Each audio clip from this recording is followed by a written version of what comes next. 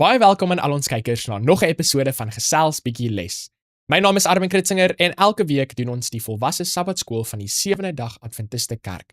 Ons vra nie vir geld of vir donasies nie, maar jy kan hierdie program ondersteun deur asseblief ons op die duimknoppie, die like knoppie te druk.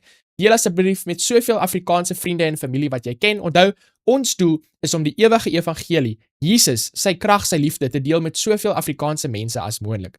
Baie dankie vir al julle ondersteuning daarso van Suid-Afrika af en van Afrikaanse mense reg oor die wêreld. Ons waardeer dit baie en al julle gebede en julle kommentaar en julle boodskappe en julle vrae wat julle instuur. Baie dankie. So voordat ons gaan begin met hierdie week se les, kom ons sluit ons oë vir 'n woord van gebed. Ons Vader wat in die hemel is, baie dankie dat ons weer tyd kan neem hierdie week om bietjie les te kan gesels. Ons vra vir die gawe van die Heilige Gees om nou saam met ons te wees, om ons te leer wat waar is, sodat ons meer soos Jesus kan wees. Ek bid en ek vra dit alles in Jesus se naam alleen. Amen. Vir ons kykers by die huis, onthou ons is in die 3de kwartaal van 2026 en ons is besig met 'n reeks van 13 lesse oor 1ste en 2de Korintiërs. En ons is nog in 1ste Korintiërs, ons is nog nie eens by 2de Korintiërs uitgekom nie, maar hierdie week kyk ons na les nommer 8. En die titel van hierdie week se les is Die krag van Jesus se opstanding. Nou hierdie boodskap van die opstanding is eintlik baie mooi, spesiaal vir my gesin, want my vrou se ouma wat haar groot gemaak het toe sy baie klein was, het so 2 weke terug die 7de Augustus gesterf. So die opstanding is altyd 'n baie mooi boodskap. Op die einde van die dag weet ons dat almal gaan opstaan, die mense wat lief was vir Jesus en die mense wat nie lief was vir Jesus nie, maar dis ons keuse of ons deel gaan wees van die eerste opstanding, of ons deel gaan wees van die tweede opstanding. En dis my gebed vir al ons kykers van Gesels Bietjie Les, sodat ons deel sal wees van die eerste opstanding, of wat ons nog lewendig sal wees as Jesus kom op die wolke, sal dit nou nie wonderlik wees nie. En daarso op Sabbatmiddag ons geheue teks, of tekste sal ek sê, kom uit 1 Korintiërs hoofstuk 15 vers 14 en 17. So julle sal sien hierdie week gaan ons meestal kyk daarso na 1 Korintiërs hoofstuk 15. Die verse sê daarso vir ons: maar as Christus nie opgewek is nie, sou dit beteken dat ons verkondiging geen substansie het nie en dat julle geloof ook plat val. En as Christus nie opgewek is nie, dan is julle geloof waardeloos en is julle nog vasgevang in julle sondes. So 'n bietjie later in hierdie week se les gaan ons bietjie meer na daardie paar verse kyk. Ons inleiding vir ons les daarso op Sabbatmiddag sê vir ons dat daar's party mense wat nie in die opstanding van die dooies glo nie. Nou dit was waar in Paulus se tyd gewees en ons weet natuurlik mos dis ook waar in ons tyd, veral vir mense wat glad nie eens in God of in die Bybel glo nie. Ons baie mense wat glo, jy weet, as ek nou maar sterf, as ek eendag doodgaan, dan is dit nou maar net die einde. Dis wat baie mense glo. Nou hoe fascinerend dat Paulus selfs in sy tyd met hierdie sienswyse te kampe gehad het. En dit is nogal snaaks om te dink dat selfs daar mense in Korinthe was, selfs mense in die kerk was wat nie in die opstanding geglo het nie. Nou ons kan bietjie wonder en bietjie bespiegel, het hulle geglo in die opstanding van Jesus, maar nie in die opstanding by die tweede koms van Jesus nie, of glad in geen opstanding nie. Dit was heel moontlik so 'n mengelmoes gewees van hierdie twee groepe mense gewees. Nou hoe kan mense Christene wees of gelowige mense wees en eers in die opstanding glo nie? Onthou maar net dat hulle het miskien nie so baie Bybelwaarheid gehad soos wat ons vandag het nie. Onthou, hulle het nog nie die hele Nuwe Testament gehad nie. En so baie van hulle was heel moontlik nog bietjie besig om te leer oor hierdie kwessie. So dis nie noodwendig dat hulle nou net sleg was nie. So ons probeer hulle om nou maar bietjie die voordeel van die twyfel te gee in hierdie situasie. So neem per slot van rekening in ag dat die destydse mens meer vertroud met die verrykende uitwerking van die dood was. So die les sê vir ons, jy weet, die antieke mense, hulle kon gesien het hoe die mense gesterf het en hoe hulle liggame of hulle oorskot, soos vir die les hier sê, basies afgebreek het en daarna tot stof verdor het. En dis dinge wat ons nou nie altyd meer regtig vandag sien. Ek wil sê meeste van die tyd is dit dinge wat ons nou nie regtig self sien met ons oë nie. Nou in die area van die wêreld waar ek bly, sien mense dit eintlik nogal, jy weet, as iemand gesterf het, wanneer hulle die mense gaan brand en dan soos wat hulle dan die oorskot of die bene so uitkrap en die rituele wat hulle so met die bene het, bietjie anders as wat ons gewoond is daarso aan in Suid-Afrika. Nou, om die waarheid te sê, was die meeste mense langer dood as wat hulle geleef het. En kom ons wees eerlik, meeste mense wat dood is al langer dood as wat hulle geleef het. Ons weet dat dit is waar. So vir hulle was die opstanding net so onaanneemlik of net so ongelooflik as ons dit basies kan sê, as wat dit vir die hedendaagse mense is. En derhalwe was die onaanneemlikheid van die opstanding waarskynlik ook een van die kwessies wat die apostel in hierdie gedeelte van sy skrywe probeer aanspreek het. En ek glo dis definitief waar, ons gaan dit mos nou duidelik sien in 1 Korintiërs hoofstuk 15. So duidelik oor die opstanding is boonop van kardinale belang vir ons geloof. En liewe kyker by die huis, hierdie tweede laaste paragraafie hierso op die Sabbatmiddagse deel van die les, som eintlik hierdie hele week se les verskriklik mooi op. Dit sê, As Jesus nie uit die dood opgestaan het nie, is hy nie wie hy gesê het hy is nie. Onthou, want Jesus self het sy vir disippels gesê dat hy gaan sterf en na 3 dae gaan hy uit op die dode opstaan. So as Jesus dan nie opgestaan het nie, dan het hy gejok. En dan was daar die skepende krag in sy woord gewees nie, en hy sê dat werklik die skepper nie, so alles sou net in mekaar ingeval het, soos wat die les hierso vir ons sê. Dan het Jesus se kruisdood ook niks vermag nie, met die gevolg dat ons sondeskuld nie betaal is nie. Wanhoop sou ons lot wees. Gelukkig het ons Heer en Heiland wel uit die graf verrys en daarna opgevaar hemel toe en sal terugkeer om na ons hemelse tuiste te neem. So liewe kyker by die huis, nou wil ek sommer van die begin af van die les in eenvoudige kleuterskool Afrikaans vir julle verduidelik wat hierdie nou regtig basies beteken. In geval julle dink, "Sjoe, hierdie is nou baie ingewikkelde idees en woorde en teorieë en al hierdie tipe ding." Is eintlik baie eenvoudig. Wanneer dit gaan oor Jesus, praat ons oor sy lewe, ons praat oor sy dood en ook oor sy opstanding. Al 3 hierdie aspekte van Jesus se lewe is verskriklik belangrik. Hy het 'n perfekte lewe geleef deur staat te maak op die krag in God se woord. Hy het gesterf vir ons sondes en dan het hy weer opgestaan om hemel toe te gaan om die priesterswerk te gaan voltooi in die hemelse heiligdom. En as Jesus nie opgestaan het nie, as hierdie derde deel nie waar was nie, dan het ons nie 'n priester in die hemelse heiligdom om versoening te doen vir ons sonde nie. Ons het nie 'n priester om ons te help sodat ons oorwinning oor ons sonde vandag kan kry nie. So dit is regtig die belangrike ding wat ons gaan sien hierso in 1 Korintiërs hoofstuk 15. As Paulus vir ons sê, dan is ons nog steeds in ons sonde en ons geen hoop vir ons nie. Hoekom? Want dan het ons nie 'n priester in die hemelse heiligdom nie. En dis ietsie wat regtig spesiaal is veral vir ons as Sewendag Adventiste wat glo in hierdie spesiale boodskap van Jesus se werk in die hemelse heiligdom. So hierdie week val die soeklig op 1 Korintiërs hoofstuk 15 en die se leer oor die opstanding van Christus. En ons sal sien, nie net die opstanding van Christus nie, maar selfs die opstanding as geheel. Onder die invloed van die destyds heersende paganistiese wêreldbeskouing het party Korintiese gelowiges die opstanding verwerp. So die lesse hierso vir ons, baie keer was dit die invloed gewees van die wêreld en die mense wat nie in God geglo het nie, wat eintlik die gelowiges gekry het om van hierdie baie belangrike Bybelwaarhede op te gee. En hierso is my onmiddellik vir ons weer 'n baie belangrike les in ons les hierdie week, les nommer 8. Dit is, ons kan nie toelaat dat ons begrip van Bybelwaarheid geskep of gedraai word rondom die kultuur van die wêreld en wat ander mense sê en dink nie. Ons geloof oor wat waar is en wat reg is, moet gebaseer wees in God se woord alleen. Ons kan nie staat maak op tradisies of hierdie predikant of daai predikant of ek het hierdie op YouTube gesien of my oom of my tannie het hierdie vir my gesê nie. Nee, die skrif, die woord van God moet ons standaard wees wat ons gebruik om te weet wat is waar. Wat is die waarheid van die Bybel, die ware leer van die Bybel. So, in respons hierop bevestig Paulus op die opstanding van Christus as ons enigste verlossingshoop. So weer eens, liewe kyker by die huis, baie keer vir baie Christene in die wêreld, sit hulle verskriklik baie klem op die dood van Jesus. Maar ons weet, dis die lewe van Jesus, die dood van Jesus en die opstanding van Jesus. Al 3 van daardie is verskriklik belangrik. Nou Sondag se titel is om Jesus se opstanding te verkondig. En dis ons nou goeie nuus om ander mense te vertel dat Jesus het opgestaan, ons het 'n redder, ons het 'n verlosser, ons het 'n priester in die hemelse heiligdom wat vir ons intree en ons skoon was van ons sondes. So Paulus begin 1 Korintiërs hoofstuk 15 met 'n fokus op die blye boodskap. En dis presies wat dit is. Dis die goeie boodskap, die blye boodskap, die evangelie. Hy praat van die evangelie, soos wat ek nou net gesê het.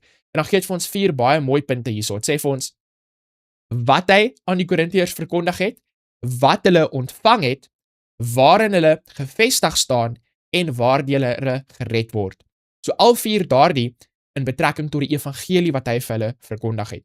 So die evangelie was regtig die kernboodskap gewees wat Paulus na die mense daarso toe gebring het. En liewe kyker by die huis, in jou lewe en in my lewe moet dit ook waar wees.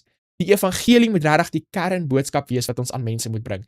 En liewe kyker by die huis, ek kan vir julle sê, amper elke liewe dag, wanneer ek met mense sit en ek gesels met hulle oor die evangelie en geloof in God se woord en hoe die Here ons seën en hoe die Here saam met ons is, kan ek sien hoe dit aan die hartsnare, aan die snare van die hart van die mense trek. Ek kan sien dat die mense kan sien dat dit is waar en dit is reg. En mense maak keuses vir Jesus. Dit is wonderlik om te sien hoe die Here in mense se harte werk. So hierdie inleiding berei die leser voor op die materiaal wat in die res van die hoofstuk behandel gaan word en toon hoe onontbeerlik Christus se opstanding vir ons verlossing is. So hierdie onontbeerlik, onthou dit beteken, dit is nie ietsie wat maar, ja, dit kan maar wees of dit kan nie daar wees nie. Nee, dis ietsie wat noodsaaklik is. Die verlossing is noodsaaklik, 'n opstanding van Christus moet daar wees, anderste is die verlossing glad nie daar nie. Jesus se opstanding is so onlosmaakbaar deel van die evangelie, dat mense jou eie geloof in Christus weerspreek deur dit te ontken. En ons het 'n paar keer verduidelik hoekom dit so is. As Jesus nie opgestaan het nie, dan het hy vir ons gejok, want hy het self gesê hy gaan opstaan. As Jesus nie opgestaan het nie, dan het ons nie 'n priester wat ons kan skoon was van ons sondes nie. Dan sê die les hierso vir ons, kom ons lees 1 Korintiërs hoofstuk 15 vers 1 tot 4 en dan het ons nog 2 stukkies hierso in Lukas en in Romeine. Want vra die les vir ons, in watter opsigte stem hierdie skrifgedeeltes ooreen. So ons gaan nou hierdie 3 stukkies saam lees en dan moet ons kyk, wat is dit wat hierdie 3 stukke in gemeen het? So kom ons spring weg daarso met ons eerste stukkie in 1 Korintiërs hoofstuk 15 vers 1 tot 4. Broeders, ek maak julle die evangelie bekend wat ek aan julle verkondig het, wat julle ook aangeneem het, waarin julle ook staan, waardeur julle ook gered word as julle daaraan vashou op die wyse waarop ek dit aan julle verkondig het, of julle moet te vergeefs geglo het. En hier is die belangrike deel in vers 3 en 4. Want in die eerste plek het ek aan julle oorgelewer wat ek ontvang het, dat Christus vir ons sondes gesterf het volgens die skrifte. So wat is die basis van sy prediking? Die redes wat hy gee vir wat hy glo, is die skrif, dis die Bybel, dis die woord van God. En dat hy, dis nou Jesus, begrawe is, en dat hy op die 3de dag opgewek is, volgens die skrifte. So die basis van Paulus se geloof is die Bybel, die woord van God. Hoekom? Want ek het al omtrent elke week aan vertel ek en ek verduidelik vir julle oor die skepende krag in God se woord, wat dit onmoontlik maak vir God om te jok. Alles wat God vir ons sê, kan ons 100% seker wees dat dit is waar en dit gaan waar wees, want daar skepende krag in sy woorde om dit waar te maak. Hy kan nie vir ons jok nie. Nou, hoe vergelyk dit met wat ons nou gaan lees in Lukas en in Romeine? In Lukas 24, was nou na die opstanding, en hy sê vir hulle, dit is die woorde wat ek met julle gespreek het, toe ek nog by julle was, dat alles wat oor my geskrywe is, in die wet van Moses en die profete en die psalms vervul moet word. Toe open hy hulle verstand om die skrifte te verstaan. So hier kan ons weer eens sien, dat Jesus het vir hulle baie belangrike waarhede verduidelik, en wat was die basis gewees? Dit was die skrif gewees, dit was die Bybel gewees. Liewe kyker by die huis, asseblief, maak seker dat die Bybel is die basis van wat jy glo, oor die evangelie, oor gebed, oor elke aspek van jou Christelike lewe. Moenie net ietsie glo omdat dit mooi klink, of omdat jy dit op Facebook gesien het, of ietsie soos dit nie. Die mense jok verskriklik, verskriklik. Die Bybel is waar ons veiligheid kan vind. Dan sien ons in die volgende 2 verse weer, en hy sê vir julle, so is dit geskrywe, en so mis die Christus ly en op die 3de dag uit die dode opstaan, en bekering en vergewing van sondes in die naam verkondig word aan al die nasies, van Jerusalem af en verder. So onmiddellik kan ons sien, in 1 Korintiërs hoofstuk 15, en hierso in Lukas hoofstuk 24, die basis van geloof is die woord van God, die geskrewe woord. Dan in Romeine hoofstuk 1, vers 1 tot 4, Paulus, 'n diensknegt van Jesus Christus, 'n geroepe apostel, afgesonder tot die evangelie van God, wat hy tevore beloof het, deur sy profete, waar? In die heilige skrifte. Weereens hierso in Romeine sluit aan by Lukas en by 1 Korintiërs, deur die skrif te gebruik as die basis van ons geloof. Nou vir al liewe kyker by die huis, jy sal sien dat in die les praat hulle veral oor die profesie. Dit is iets wat ek verskriklik baie hou van die 70 Adventiste kerk, is die klem wat hulle behoort te lê op profesie. Dis nie dat die Bybel profesie is soos Daniël 2 en Daniël 7 en 9 en 8, dat dit ons red van ons sondes nie. Maar dis daai Bybelprofesie wat regtig vir ons wys dat die Bybel is spesiaal, dis nie net 'n gewone boek nie, dat God bestaan, jy kan die Bybel vertrou. Dit is die fondasie van ons geloof waarop ons bou. Die woord van God is die rots waarop ons bou. Die geskrewe woord, die lewende woord Jesus, dis waarop ons moet bou. Ons sê dit vir ons hierso in vers 3 en 4. Aangaande sy seun wat gebore is na die vlees uit die geslag van Dawid en na die gees van heiligheid met krag verklaar is as die seun van God deur die opstanding uit die dode, Jesus Christus, ons Here. So in al 3 hierdie geskrifte, as ons nou moet terugspring na ons vraag hierso op Sondag, al 3 hierdie geskriftes, skrifgedeeltes stem ooreen in terme van dat die skrif, die Bybel, is die basis van ons geloof. En dan sal julle sien hierso Sondagmiddag, dit praat hierso oor weer die Ou Testament en die profesieë en hoe dit die basis moet wees van ons geloof, soos wat ons genoem het. Dan vra dit vir ons om te kyk na 1 Korintiërs hoofstuk 15 vers 2 en ook vers 11. Waarin plaas hierdie verse die begrippe geloof en verkondiging naas mekaar? Wat is die verband tussen 2? So eenvoudige kleuterskool Afrikaans, wat is die verband tussen geloof en die verkondiging, volgens hierdie vers wat ons nou gaan lees? Liewe kyker by die huis, nou soos wat ek hierdie woorde lees en dink oor hierdie les, ek sal sê Sondag dink ek is my gunsteling deel van hierdie week se les. So hierso sê dit vir ons, waardeur julle ook gered word, as julle daaraan vashou, op die wyse waarop ek dit aan julle verkondig het, of julle moet te vergeefs geglo het, of dit nou ek of hulle is, so preek ons, en so het julle geglo. So wat is die verband tussen verkondiging, of die preek, en die geloof, om te glo? Dis eintlik baie, baie eenvoudig. Die belangrike vraag wat ons vir onsself moet vra is, wanneer mense preek, wat is hulle veronderstel om oor te preek? Dit is veronderstel om die woord van God te wees. En onthou, geloof kom deur om te luister na God se woord. Geloof is 'n verhouding met God se woord. So dit is die verband tussen hierdie twee. Jy verkondig God se woord, en dan kan mense geloof hê in God se woord. Maar weet julle wat is die hartseer deel? En dit maak my skaam om dit te sê. In baie Christenkerke, selfs partykeer in ons eie kerk, is dit nie meer eintlik die woord van God wat gepreek word nie. Dit is hierdie storie, dis waar ek heen gegaan het vir my vakansie, en daai storie, en hierdie grappie, en dit word soos 'n sirkus, in plaas daarvan om te fokus op die Here se woord wat krag het. Want onthou, ons as mense se woorde het geen krag nie. Ons woorde gaan nie mense verander nie. Dis die Here se woord wat die skepende krag het om mense te verander. So ek wil julle aanmoedig, as julle 'n geleentheid kry om met ander mense te deel, of met ander mense te gesels, fokus bietjie minder op julle eie persoonlike stories en vakansies en al hierdie dinge waar ons so lief is om oor te gesels en grappies te maak en al hierdie tipe dinge. En kom ons fokus op die woord van God. Want Jesus werk deur die woord. Hy praat met mense se harte. Hy raak mense se harte aan, sodat mense regtig wedergebore kan word. En dis miskien nou nie 'n gewilde ding wat ek sê nie, maar julle weet mos dis waar. Ons gaan kerk toe want ons wil eenvoudige Bybelwaarheid hoor. En is lekker, ons lag lekker vir al die stories en die grappies en al hierdie tipe dinge. Maar as jy uitstap, het jy ietsie meer oor Jesus geleer? Is daar ietsie wat jy voel, daar's ietsie wat jy nou in jou lewe kan verander om meer soos Jesus te word? Of was dit nou maar net 'n sirkus gewees? Was dit nou maar net 'n performance gewees wat ons daarvoor was? Wat Paulus eintlik hier sê is, gaan vra daardie mense en hoor self wat hulle gesien het. Dis nou mense wat hulle getuienis gedeel het oor die dinge wat hulle gesien het. Hoe die Here hulle verander het selfs. Smaak en sien dat die Here goed is. Daardie mense was ooggetuies gewees, en hulle was presies wat Jesus gesê het, hulle sou wees, te weet 'n getuies van hierdie dinge. So, spesifiek getuies van die opstanding van Jesus. Die Bybel sê vir ons, dat daar was honderde mense gewees, wat die opstanding van Jesus gesien het. En dis rede hoekom die Christen geloof ook so vinnig versprei het, want daar's mense wat dit regtig geglo het, want hulle het dit gesien. Hulle het dit nie net uit hulle duim uit gesuig nie. So watter redes het ons om in Christus se opstanding te glo? Wat meer is, watter ander dinge het sy gewyd of sekulêr glo ons al het ons dit nog nie gesien nie? Kom ons antwoord gou daardie vraag. Ek het nog nooit die hemel se heiligdom gesien nie. Dit is ietsie wat ek glo, al het ek dit nog nie gesien nie. Al die dinge in die hemel, selfs 'n engel, ek het nog nooit 'n engel gesien nie, maar ek glo dit is waar, ek glo dat bestaan.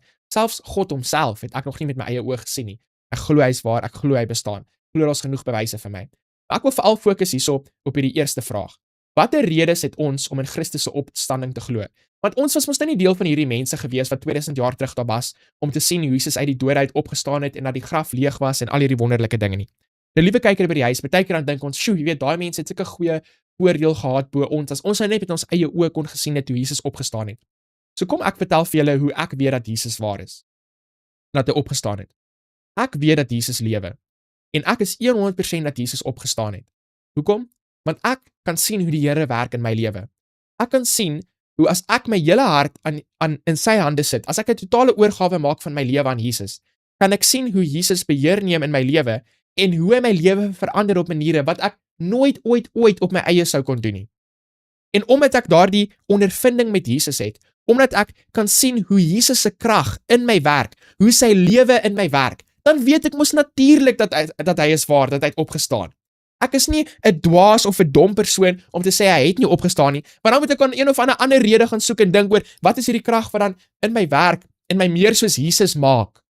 Dis Jesus self natuurlik, wat in my werk en deur my werk, om my meer soos hom te maak. So ek weet, ek is 100% seker dat Jesus het opgestaan. Daar's nie 'n klein greintjie, saadjie, sandkorreltjie twyfel wat ek in my hart of in my brein het dat Jesus opgestaan het nie. Ek weet dit is waar, want ek het gesmaak en gesien wat hy in my lewe doen. En dis 'n ondervinding wat elkeen van ons kan hê, sodat ek kan nie ooreed wees vir jou dat Jesus opgestaan het nie, en jy kan nie ooreed wees vir my dat Jesus opgestaan het nie. Elkeen van ons moet ooreed wees vir onsself, en hoe gaan dit gebeur?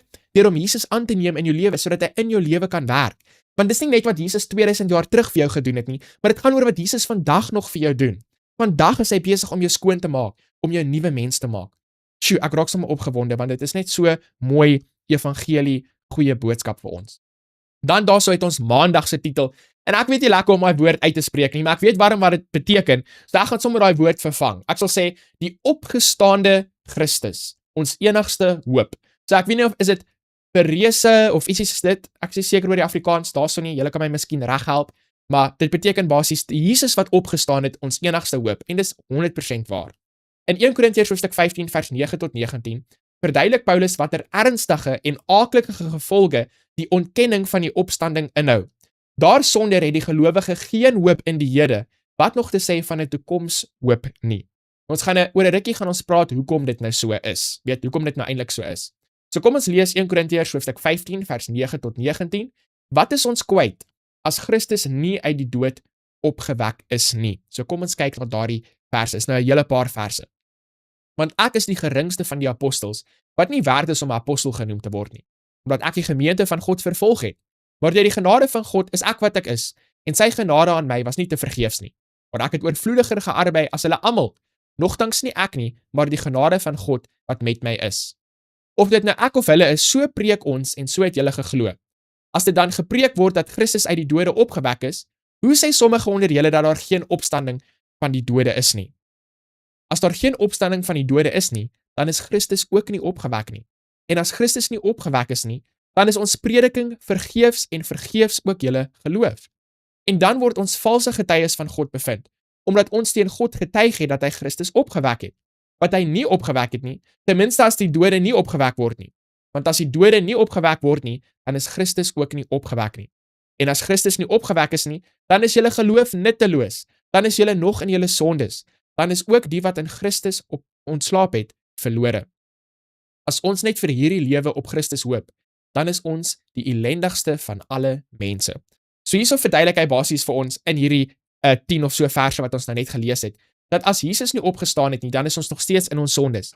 En 'n oomblik terug het ek verduidelik hoekom dit so is. Want dit gaan nie net oor sy lewe nie, dit gaan nie net oor sy dood nie, maar hy moes opstaan sodat hy daardie priestersambt kon gaan voortneem en aanneem in die hemelse heiligdom om ons skoon te was van ons sonde.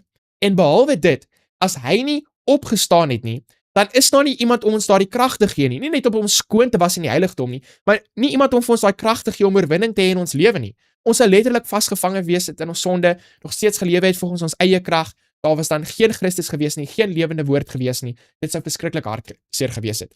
En as Jesus dan nie opgestaan het nie, en as die opstanding nie waar is nie, dan beteken dit regtig dat wanneer ons eendag sterf, is dit die einde.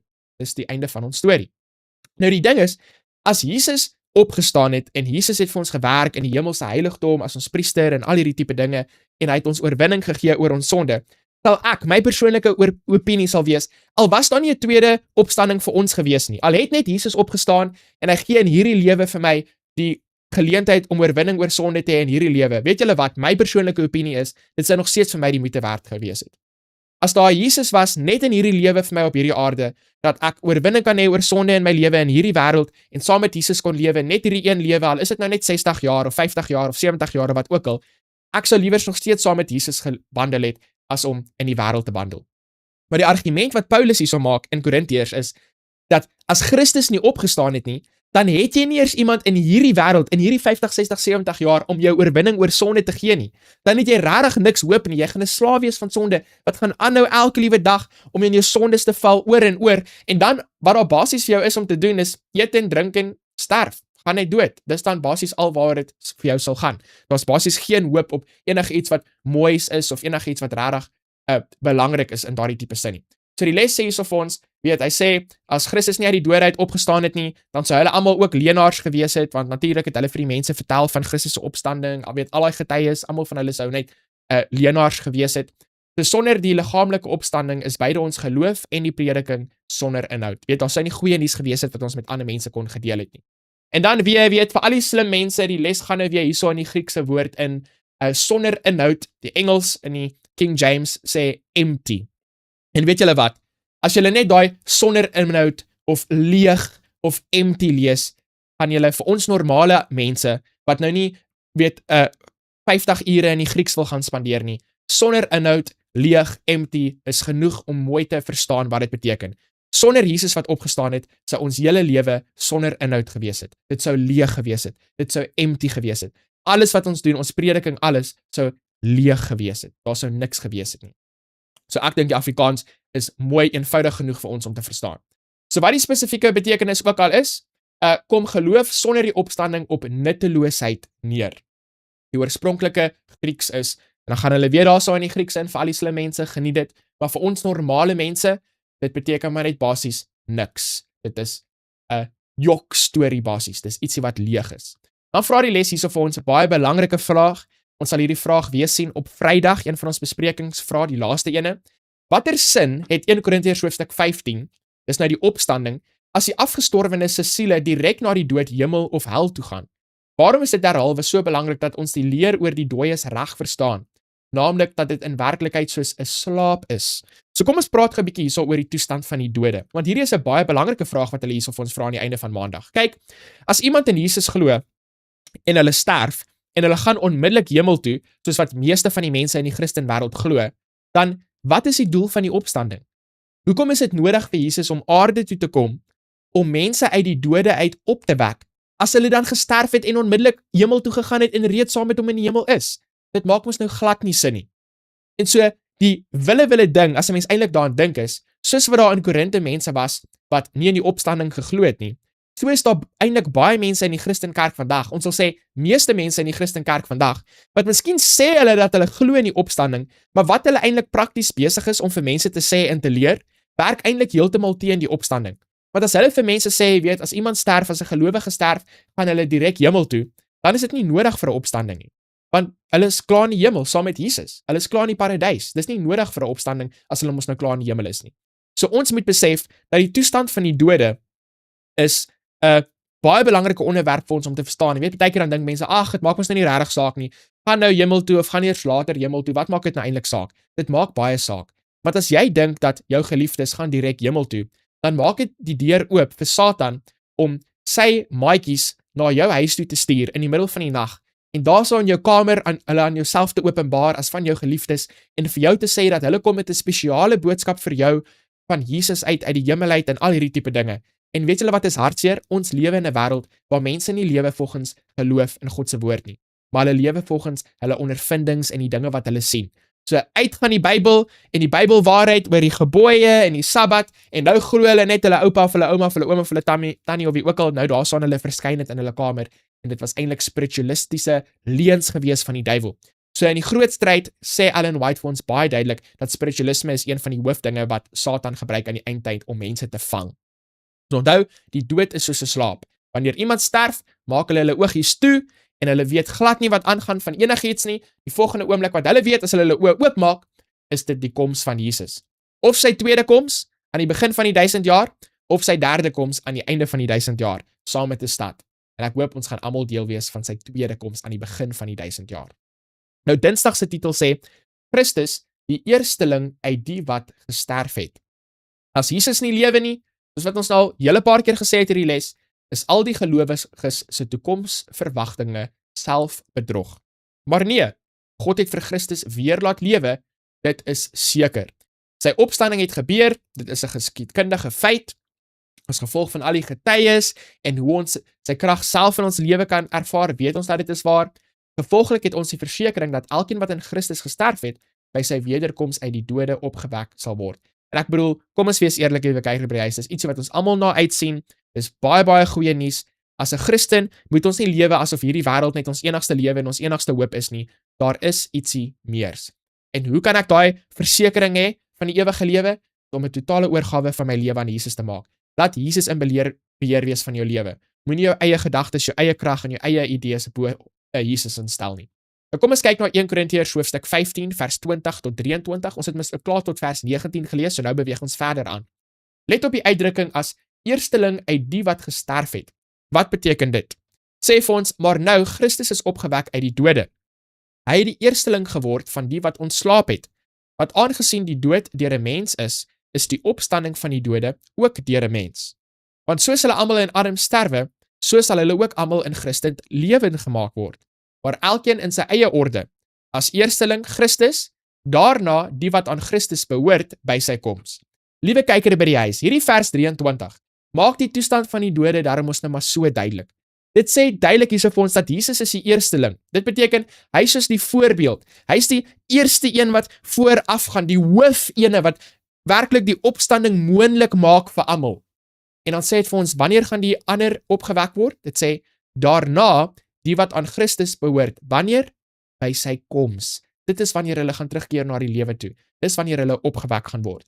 Die les sê hierso vir ons, as teken dat hierdie bose era tot 'n einde gebring sal word, kom die liggaamlike opstanding van diegene wat in Christus gesterf het. In sy hoedanigheid as die laaste Adam, sal Jesus die koninkryk aan die Vader terugbesorg, deur God die Vader se koningskap oor die aarde in ere te herstel. Dis daarom 'n baie mooi gedagte. Dan hierso het ons 'n interessante paragraaf hierso in die middel van die les hierso. En daar's baie mense, dit laat hulle nou regtig kop krap. So ek gaan die beste van my vermoë probeer om dit vir julle so eenvoudig as moontlik te verduidelik soos wat ek dit verstaan. In 1 Korintiërs hoofstuk 15 vers 29 en 34 sit Paulus die gedagtegang voort dat die ontkenning van Christus se opstanding dwaasheid is. Hy illustreer sy argument dat die doop op sigself 'n simbool van die gelowige wat saam met Christus se sterwe gekom het en herleef het. So is dit sinneloos om die opstandingswerklikheid te ondermyn. Wat die mense so dan laat kopkrap, is die uitdrukking waar hy sê, wat hulle vir dooies laat doop. Wat bedoel Paulus daarby? Nou hierdie, wat hulle vir dooies laat doop, jy kan sien hierso, hierdie is seker die nuwe Afrikaanse Bybel of ietsie soos dit. As jy kyk na die 33-53 vertaling, dan sê het, wat hulle vir die dode laat doop. Nie vir die dooies nie, maar vir die dode. Dit beteken nie dat die dode is noodwendig die mense dode nie, maar die dode in terme van die dood. En ek dink as jy mense dit in die Engels lees, dan sien die mense dit selfs nog baie duideliker. So in eenvoudige kleuterskool Afrikaans, hoe ek hierdie gedeelte baie eenvoudig verstaan is. Onthou, hierdie hele konteks van hierdie hoofstuk gaan oor die opstanding en mense wat nie glo in die opstanding nie. En hy probeer hierso 'n voorbeeld gebruik. Hy sê, julle het mos julleself laat doop. Wanneer julle julleself laat doop het julle julleself laat doop vir die dode. Dit beteken, die oomblik toe jy afgegaan het in die water, dit symboliseer die oomblik toe jy gesterf het. Jy het jouself laat doop, jy het gesterf vir jouself. Dis waaroor die doop gaan. Dis vir die dode, jy sterf vir jouself. Maar hierso kom die belangrike deel wat hy nou vir hulle probeer leer is. As julle dan glo dat die opstanding is nie waar nie, dan hoekom het die predikant jou nou weer uit die water uit opgelig? Die feit dat hy jou uit die water uit opgelig het, wys ons nou duidelik vir julle, jy het gesterf vir die ouwe mens, en jy het herleef, jy het opgestaan uit die dode uit, en jy is 'n nuwe mens. Anderste, op jou doopdag, moet jy basies daar voor gaan staan in die doopbad, en die predikant moet jou vat, en hy moet jou afvat in die water, en hy moet jou net daar los, en jy moet glad nie uit die water uit opkom nie. So hy sê hierso, julle het julleself laat doop tot die dood, af vir die dooies, vir die dode, jy het afgegaan in die water, en nou soos wat jy dan uit die water uit opkom, net soos wat toe Jesus gedoop was, hy het afgegaan en hy het opgekom uit die water uit, dit verteenwoordig die opstanding, die herlewing, dat jy sterf nie net vir jouself nie, maar daar's 'n opstanding, daar's 'n nuwe lewe wat kom. Dis die voorbeeld wat hy hierso gebruik. So, party mense kop krap hier oor, vir my is dit nou nie 'n super ingewikkelde ding nie, dis hoe ek het verstaan, dit maak vir my sin. Die les probeer vir ons iets hierso verduidelik wat 'n bietjie dieselfde is as wat ek hierso verduidelik het. Ek dink ek vat dit miskien 'n stappie verder. Die les sê hierso vir ons, jy weet, mense laat hulle self basies doop sodat hulle eendag opgewek kan word en jy weet, hulle afgesterde geliefdes kan sien of ietsie soos dit. Dit klink 'n bietjie ingewikkeld vir my, jy weet, ek is nie slim genoeg vir al hierdie goeters nie, maar soos wat ek dit vir julle verduidelik het, die mense laat doop hulle tot die dood. Dit beteken hulle gaan om hulle self te doop om te simboliseer dat hulle sterf vir die ou mens. En dan kom hulle uit die water uit, wat die opstanding symboliseer. En selfs met daai verduideliking wat ek dan gee, sal hierdie paragraaf, soos wat die les het vir ons verduidelik, nog steeds waar wees. Want as iemand regtig in Jesus glo en dat hulle self laat doop, dan gaan hulle nog steeds eendag opgewek word en hulle sal hulle geliefdes sien. So ek dink nie, wat Paulus bedoel daarso, dat hulle het hulle self laat doop vir hulle geliefde dooies of ietsie soos dit nie. Ek dink dat hy praat spesifiek van hulle self, hulle eie self se dood. Hulle sterf in die graf, die watergraf, en hulle word herlewe. Hy probeer vir hulle wys, dit wat julle al reeds gedoen het, toe julle gedoop was, wys op die opstanding, en nou maak julle asof die opstanding nie waar is nie. En dan ten tweede, wat baat dit, jy waag jou lewe vir die evangelie sonder die opstanding?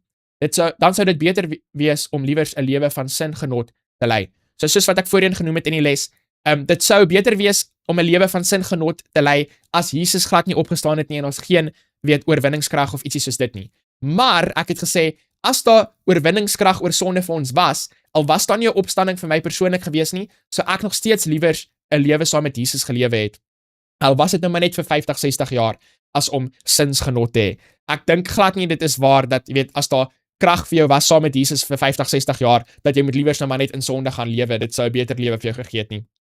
Ek dink glad nie dis waar nie. So bepeins Paulus se woorde in 2 Timoteus hoofstuk 1 vers 12. Hoe kan hy so seker van die toekoms wees en hoe kan ons wees? So kom ons maak hy vers oop sodat ons mos nou kan sien wat hy vir ons wil sê.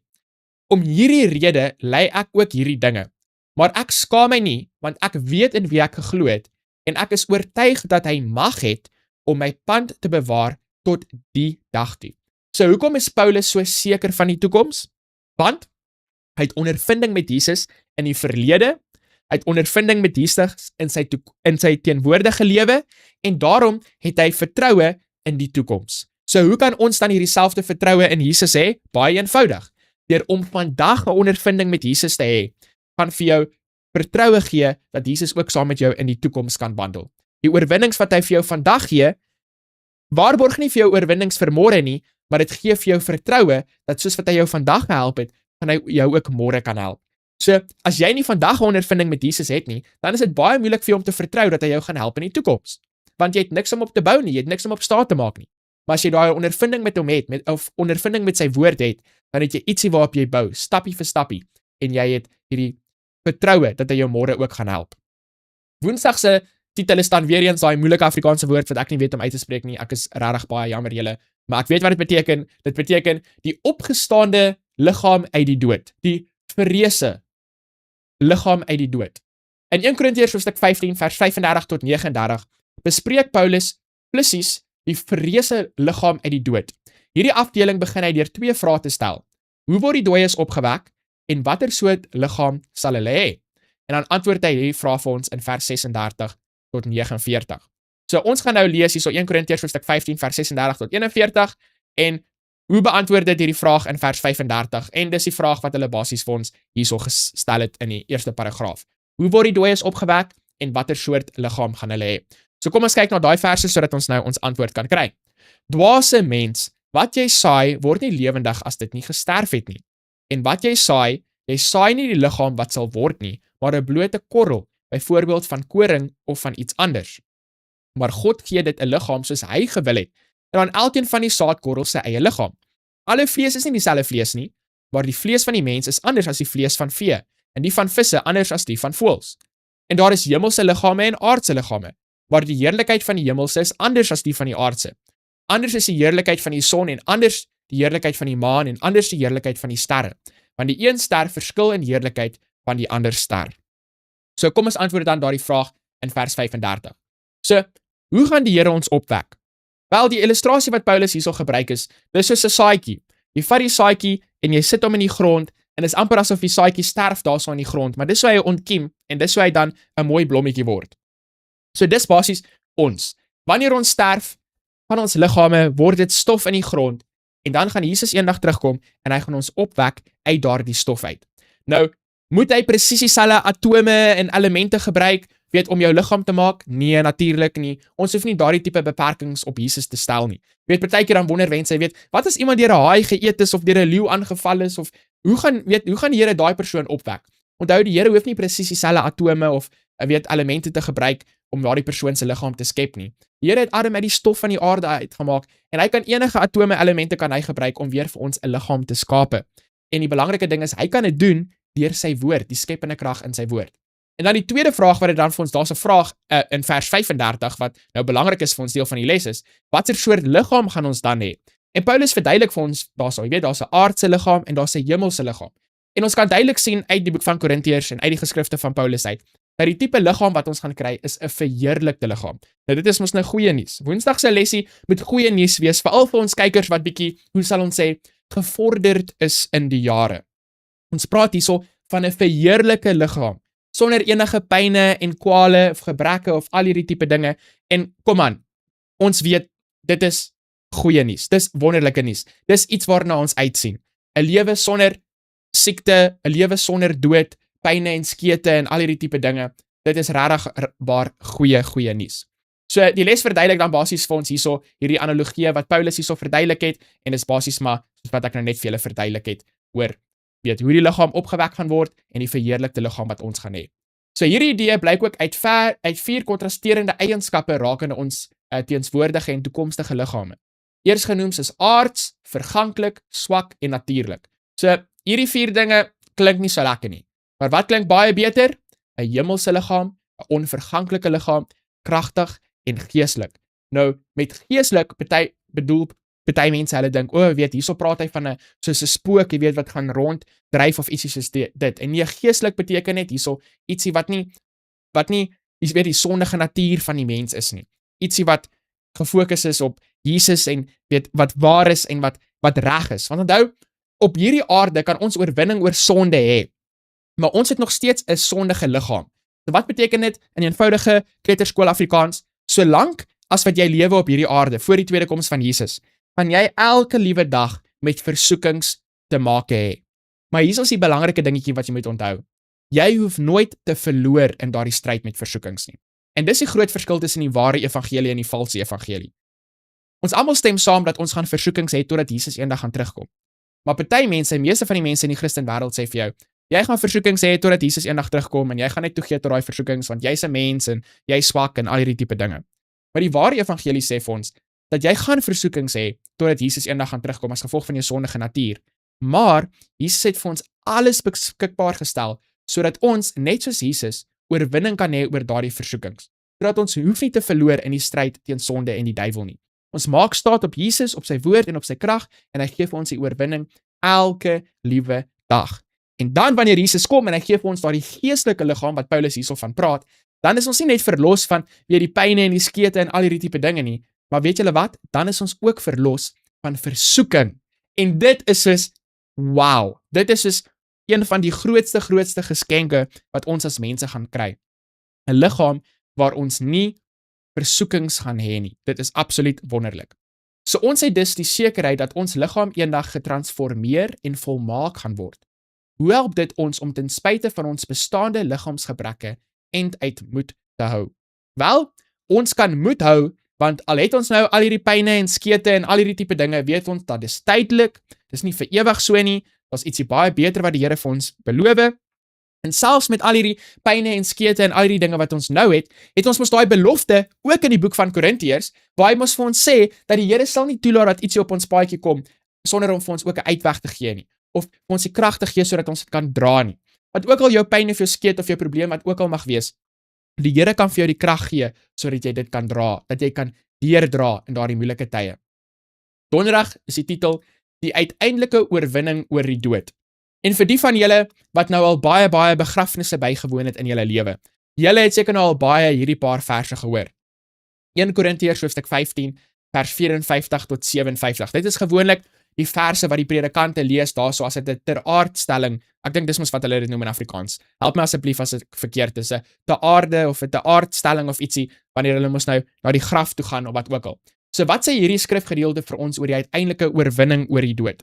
So kom ons lees daardie verse. Dit sê vir ons: en wanneer hierdie verganklike met onverganklike bekleë is en hierdie sterflike met onsterflikheid bekleë is, dan sal vervul word die woord wat geskrywe is: die dood is verslind in die oorwinning. Dood, waar is jou angel? Doderyk, waar is jou oorwinning?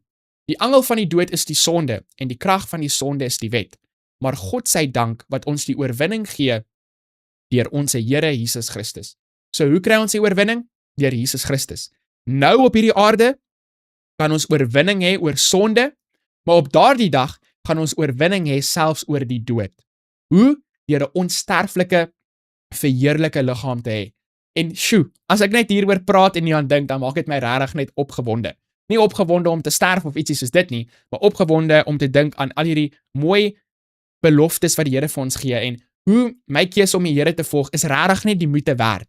Daar's niks wat die wêreld jou kan bied nie, liewe kyker by die huis, wat eers naby kan kom aan wat die Here jou gee nie. Daar's geen dokter in die wêreld wat vir jou 'n liggaam kan gee wat vir ewig gaan hou sonder pyn en skete en sonder versoekings nie. Is hierdie nie goeie nuus nie? Dit is fantastiese nuus. So Paulus lei die laaste skrifgedeelte in 1 Korintiërs 15 met 'n interessante stelling dat die vlees en die bloed die koninkryk van God nie kan beerwe nie. So hierdie vlees en die bloed, as ons daarna kyk, veral in die Engels, ek hou hoe die Engels dit verduidelik. Dit beteken basies net ons sondige menslike natuur gaan nie die koninkryk van God beerwe nie. Ons gaan 'n verheerlike liggaam kry en dit is wat die koninkryk van God gaan beerwe. So vele van ons betreur die vlietende aard van alles, hoe dat die tyd verbyvlieg. Dit is hoe vinnig die wederkoms van Jesus vir ons sal voel. Dalk is die eerste gedagte wat op daardie blye oggend by ons opkom, "Sjoe, liewe Heer, u koms was werklik op hande." Hoe help hierdie idee ons om vrede te maak met die feit dat Jesus nog nie teruggekom het nie, met ander woorde dat hy steeds wegbly soos party dit stel? Wel onthou, liewe kyker by die huis, is belangrik vir ons om te besef dat ons is nie eintlik besig om te wag vir Jesus nie. Hy is eintlik besig om te wag vir ons om 'n totale oorgawe te maak van ons lewe aan hom, sodat hy regtig nou in ons lewens kan werk. Hy's reg, hy wag, hy wil werk, maar hy wag vir ons om haar toestemming te gee. Hy staan by die hart se deur, hy's besig om te klop. Hy wag vir ons om oop te maak. Maar in die sekere sin wag ons mos nou maar vir die tweede koms, soos wat mense maar gewoonlik praat. Maar op die einde van die dag gaan jy maar net 50 of 60 of 70 of 80 jaar wag. As jy gesond is, miskien 90 of 100. Dis die langste wat enige persoon regtig gaan wag vir Jesus se tweede koms. So lewe nou maar net hierdie paar jaar wat jy op hierdie aarde gehad het vir die Here, en dan sal jy al hierdie mooi dinge wat vir jou wag. Moet dit nie weggooi nie. Moenie 'n dwaase besluit neem nie. So die tweede koms van Jesus vir almal van ons is regtig in terme van tydstip is dit 50, 60, 70 jaar, en dan in terme van wanneer ons gesterf het, is dit soos 'n vinnige oogwink. Dan volgende ding wat ons gaan weet is die tweede koms van Jesus. So Vrydag se studie gee vir ons 'n paar mooi gedagtes van die gees van profesie. God's people delivered in die groot stryd. Julle kan dit in Afrikaans gaan lees. Dis 'n verskriklike mooi hoofstuk in groot stryd, naby aan die einde. Lees baie maklik. So doen julle self 'n guns en gaan lees dit asseblief. Dan het ons hierso 'n stukkie uit Koning van die Eeue. Dit sê vir ons: die goddelikheid van Christus is die gelowiges se versekering op die ewige lewe. Jesus sê: ek is die opstanding en die lewe. Wie in my glo sal leef, al het hy ook gesterf. En elkeen wat leef en in my glo, sal tot in ewigheid nooit sterf nie. Glo jy dit? Hier kyk Jesus vooruit na sy wederkoms. Op daardie dag sal die regverdige dooies lewendig uit die graf gebring en onverganglik gemaak word. Die regverdiges wat in tye van daardie gebeurtenis lewendig is, sal hemel toe gaan sonder om ooit die dood te smaak. Die wonderwerk wat Christus op die punt gestaan het om te doen, naamlik om Lazarus uit die dood te wek, sou 'n demonstrasie wees om te toon hoe dat al die regverdige dooies eendag uit die dood gewek sal word. Baie mooi hoofstuk. Daai storie van Lazarus en daardie vers waar Jesus sê: wie ook al in my glo, sal leef, al het hy ooit gesterf. Ek bedoel, dit moet seker soos een van die top 5 mooiste dinge wees wat ek nog ooit gelees het wat Jesus gesê het. Die aarde skud hewig en die seun van die mens roep hardop na die dooie heiliges uit om hulle uit die dood te wek. Hulle reageer op sy stem. Met hemelse onverganklikheid kom hulle vanuit die grafte te voorskyn. Die dood is vernietig. Die oorwinning is behaal. Dood, waar is jou oorwinning? Dood, waar is jou angel? Sê hulle. Roep die lewendige heiliges en die wat voorheen dood was tesame uit. Hulle hef 'n oorwinningskreet aan wat alom weer klink. Dieselfde liggame wat met die letsel van siekte en die dood begrawe is, kom spring lewendig en onsterflik uit die graf te voorskyn. Die lewendige heiliges word oombliklik, ja in 'n oogwink verander. Saam met die verreëse heiliges word hulle opgeneem om hul Heer en Heiland in die lig te ontmoet. Wat 'n hemelse hereniging. Vriende wat die dood geskei is, word herenig om nooit ooit weer geskei te word nie. Nooit ooit weer geskei te word nie. Kom ons kyk na ons 4 besprekingsvrae. Die eerste een op Vrydag sê vir ons: dink 'n bietjie aan diegene wat ooggetuies van Jesus se opstanding was. Hoe kan ons wat ongeveer 2000 jaar na die gebeurtenis leef, dan getuies van sy opstanding wees? En ons het reeds daaroor gesels vroeër in die les. Ons kan getuies wees van sy opstanding dat Jesus leef deur om hom aan te neem in ons lewe, sodat hy in ons en deur ons kan werk, en soos wat sy krag en sy lewe jou dan verander, dan weet jy 100% kan jy seker wees dat hy lewe, dat hy het opgestaan uit die dode uit. Vraag nommer 2. Jesus se opstanding is 'n integrale deel van die evangelie. Sonder sy opstanding sou die verkondiging van Christus se dood geen nut hê nie. Sy dood op sigself sou ook geen nut hê nie. Hoe so? Wat sê jou antwoord hierop aangaande die krag van Jesus se opstanding? So ons het vroeër in die les reeds hieroor gesels. Hoekom sou daar geen nut vir ons gewees het nie? Want dan het ons nie 'n hemelse priester gehad in die heiligdom daarbo nie. Ons het nie 'n middelaar gehad nie. Ons het nie 'n advokaat gehad in die oordeel nie. So ons sou letterlik hopeloos gewees het. Dan nommer 3. Let op Paulus se belangwekkende verklaring. As die dooies nie opgewek word nie, laat ons eet en drink, want môre sterf ons. Dink 'n bietjie daarna oor. Wat is die punt? As die dooies nie opgewek word nie, spesifiek as Jesus nie opgewek word nie, dan is daar niemand om vandag vir ons oorwinning te gee oor sonde in ons lewe nie. Ons is net slawe van sonde. So op die einde van die dag sou ons dan nie eers 'n keuse gehad het nie. Jy kan nie net sê, okay, dan sou ek nou maar liewer sonde gekies het nie. Nee, jy sou in elk geval vasgevang gewees het in jou sonde. Daar sou geen punt gewees het van lewe sonder Jesus as Jesus nie gelewe het nie. Alles sou net in mekaar ingeval het. Dit is nie eers ietsie wat ek in my gedagtes en my verbeelding aan kan oordink nie. Dan nommer 4, ook 'n vraag wat ons voorheen gesien het in hierdie week se les, die toestand van die doodes. As die dooies nou regtig onmiddellik hemel toe gaan wanneer hulle sterf, dan is daar mos nou nie 'n rede vir die opstanding nie, want hoekom sal Jesus wil terugkom om mense op te wek wat dan reeds in die hemel is? So dis kom dit so belangrik vir ons om die korrekte Bybelwaarheid te verstaan oor die toestande van die dode. So liewe kyker by die huis, as jy nou alles gemis het waaroor ons hierdie week gepraat het in hierdie week se les, en jy voel hierdie les is 'n bietjie ingewikkeld, want ja, dit is bietjie meer ingewikkeld as 'n bietjie van die ander lesse wat ons gedoen het hierdie kwartaal. Hierso is 'n eenvoudige kort opsommingkie vir jou, sodat jy ook ietsie uitgekry het. Wanneer ons praat oor Jesus, moet ons praat oor sy lewe, sy dood en sy opstanding. Al 3 daardie aspekte van sy lewe is verskriklik belangrik vir die evangelie en wat Jesus vir jou en vir my doen. En ongelukkig in die wêreld vandag, selfs in die Christen wêreld, fokus mense net baie op die sterfte, op die dood van Jesus. Nie oor hoe hy gelewe het of hoe ons hoef te lewe nie, en ook nie oor sy opstanding en wat hy nou besig is om te doen nie. Baie mense het nie 'n idee wat Jesus nou besig is om te doen nie. Hulle dink hy's nou maar daar in die hemel, speel 'n harp of bou 'n huis of 'n paleis vir ons of ietsie soos dit. Maar nee, ons weet die Bybelwaarheid dat hy is ons middelaar in die hemel. Hy's besig vir ons om in te tree. So die opstanding waarheid vir Jesus is baie belangrik en dan ook vir ons, dat daar's hoop vir ons, dat hierdie wêreld is nie die einde nie. Daar's ietsie baie beter, ietsie baie mooi wat die Here voorberei vir jou en vir my. Maar op die einde van die dag roep die Here nie net vir jou en vir my om te sterwe vir hom nie, maar eerstens nou vandag roep die Here vir jou en vir my om te lewe vir hom op hierdie aarde, sodat ons getuies kan wees van Jesus en ander mense ook kan help om hulle gereed te maak vir daardie wonderlike dag wanneer Jesus kan kom, sodat ons saam met hom in sy koninkryk kan wees. So kom ons verloor alle vertroue in onsself en het volkome vertroue in Jesus se woord. Kom ons sluit ons oor vir 'n woord van gebed. Ons Vader, baie dankie vir Bybelwaarheid. Bybelwaarheid wat die basis kan wees van wat ons glo. Dankie dat ons kan verstaan en kan weet dat die opstanding is waar, dat Jesus opgestaan het, omdat Jesus in ons lewens werk en ons oorwinning gee oor ons sonde vandag. Het ons persoonlike ondervinding, ons is persoonlike getuies van die opstanding van Jesus. Ek bid vir elke liewe kyker by die huis. U weet, daar's mense wat sukkel met werk, met hulle gesondheid, met familieprobleme, probleme by die kerk, by die skool, wat ook al dit mag wees. Asseblief, liewe Heer, tree in 'n spesiale manier en doen wat ook al nodig is, sodat ons oë gefestig sal wees op U. Dit is die belangrikste prioriteit in ons lewe. Baie dankie vir U liefde en vir U genade. Ek bid dit in Jesus se naam alleen. Amen. Liewe kykers, baie dankie dat julle aangesluit het vir les nommer 8. En ek het 'n baie mooi verrassing wat ek vir julle gelos het tot aan die einde van les nommer 8, hierso wat ek met julle wil deel. Ek is baie opgewonde om met julle goeie nuus te deel, dat hierdie jaar Desember is ek terug in Suid-Afrika vir so 'n kort rukkie. Nie permanent nie, net vir so 'n kort rukkie. En weet julle wat is die goeie nuus? My vrou en al 4 my kinders gaan saam Suid-Afrika toe. So, my kinders en my vrou was natuurlik al in Suid-Afrika gewees, maar nou is hulle al 'n bietjie ouer en bietjie groter en hulle almal is baie opgewonde daaroor. En dit sal ook baie lekker wees om van julle te ontmoet as ons in Desember daarso in Suid-Afrika is. So laat ons maar asseblief netjie weet as julle graag ons ook wil sien en ons sal baie graag 'n draai by party van julle wil maak, net om bietjie met julle te gesels oor Jesus en oor wat hy doen in ons lewens en bietjie saam te bid en bietjie mekaar aan te moedig. So ek is baie opgewonde om hierdie nuus met julle te deel, dat in Desember is ek en my vrou en al 4 my kinders vir so rukkie daarso in Suid-Afrika. Baie dankie vir die Here vir daai geleentheid en baie opgewonde daaroor. So onthou asseblief om hierdie les te deel met soveel Afrikaanse mense as wat julle kan. Onthou, ons wil Jesus groot maak, ons wil die evangelie groot maak, die waarheid oor die opstanding. En dan sien ons julle weer volgende week vir les nommer 9, dan gesels ons bietjie les.